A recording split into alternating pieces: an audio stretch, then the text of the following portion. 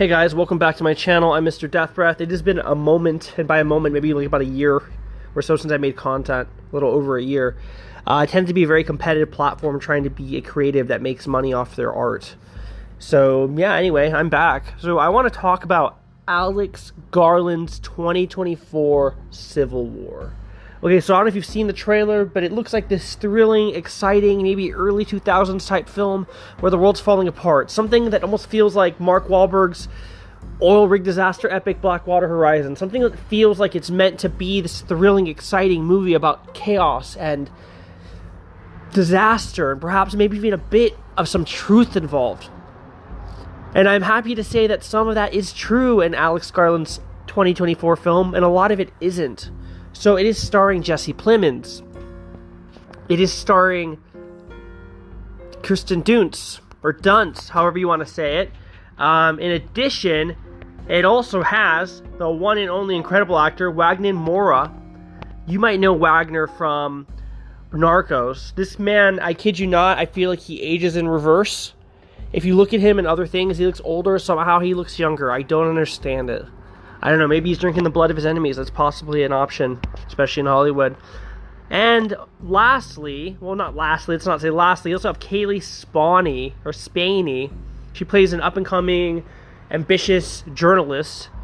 Did I mention Jesse Plemons? Jesse Plemons from Friday Night Lights. He's a great actor. Fun note, he's also married to Kirsten Dunst, Kirsten, whatever, and Nick Offerman, playing the president.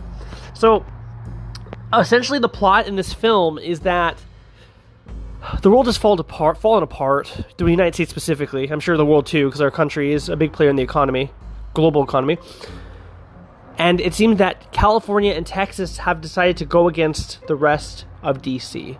And what's going on is the United States is falling apart with this giant divide.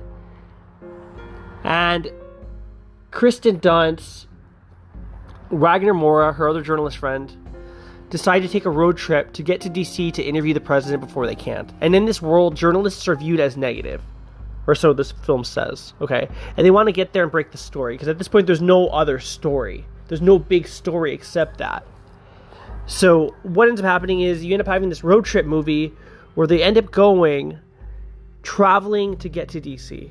Now, when you look at the trailer, it presents the movie to be this intense epic. Like, I made references to other films, like almost this disaster movie. This type of, like, not exactly, but follow me when I say this, like a World War Z type film.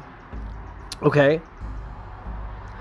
But it's not. You think it's going to be this traveling epic with all these crazy set pieces and moments of sheer utter fear, but really it plays more like an indie film. And I'm not really sure what I was expecting.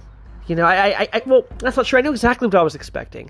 I was expecting what I described. You know, this film that had this moments of tenseness and uncomfort, almost like Cormac McCarthy's The Road with Viggo Mortensen. You know, something like that. Something that plays in a way that it plays off the anxieties of being a human. Like, a good way to describe it would be the scene in World War Z where they go to the pharmacy, or not the pharmacy, but the grocery store to go and try to collect, you know, supplies, and you see, you know, Morella Eno's character almost get raped, and you see, you know, Brad Pitt almost get shot by a tweaker in the back with the pharmaceuticals. You know, those moments of where humanity falls apart and the world's disgusting, and there's really no way to survive because the world's sickening and people are disgusting and we give into our sinful nature. You thought it was gonna, I thought, and I may be alone, I thought it would be something more like that.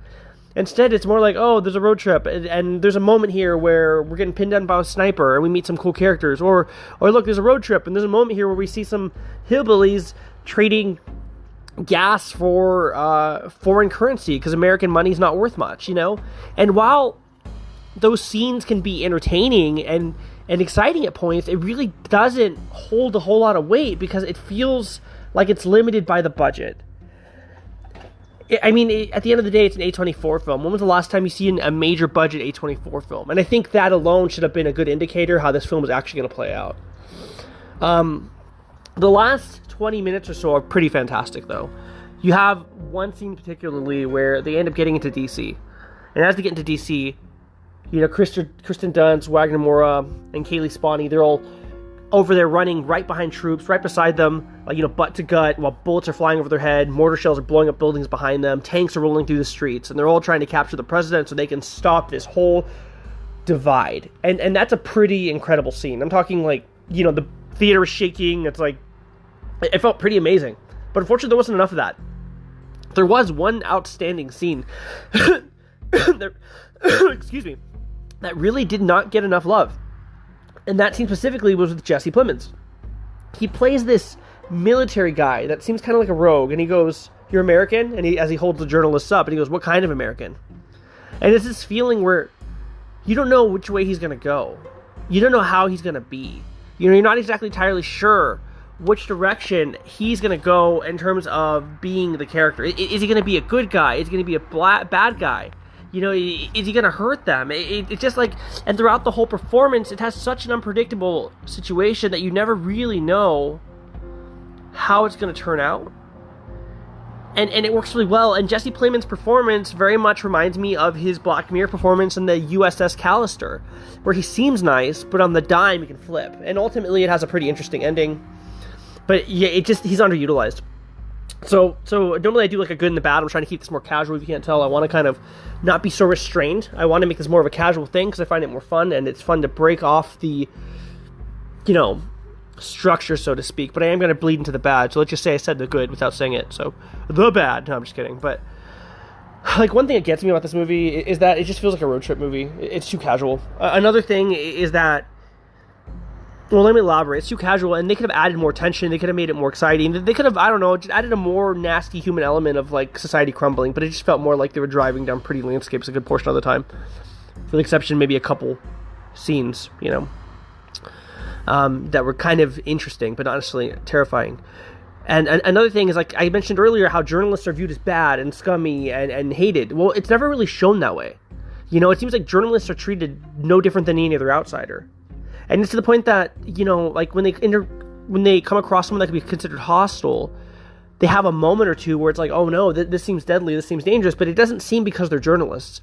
I mean, there's a point where literally they find a safe space at a school, and they're not treated differently for being journalists. As a matter of fact, they're actually put into a really nicer location where, it seems like they have a better location as opposed to the regular location at this safe community center, Or, another thing the film says is that the journalists are so bad, then why are the military running alongside the journalists? Why are they literally protecting them and making sure they don't get shot, they don't get killed, It's one of those things where it just doesn't make any sense.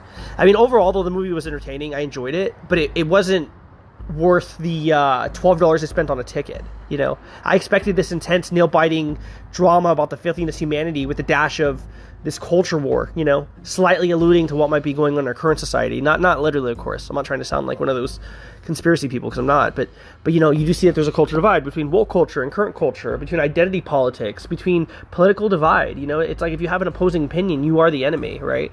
And really, that's not how we're supposed to be. I understand that we don't have to get along, but just because I think that Beetlejuice is the best movie that's been ever made, and you think that Lisa Frankenstein's better than all movies, doesn't make me your enemy, and vice versa, right?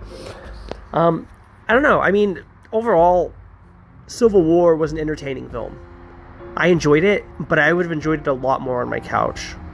Anyway, I do want to give a shout out to my buddies at 1A Open Productions. They're incredible. They have incredible shirts. They also have made some incredible movies. In addition, they made a really great short with Jenna Cannell. So please check them out. Guys, I hope you're doing well, and thank you as always. And follow me on Spotify, because I think this is going to be a thing I do now. Take care, guys.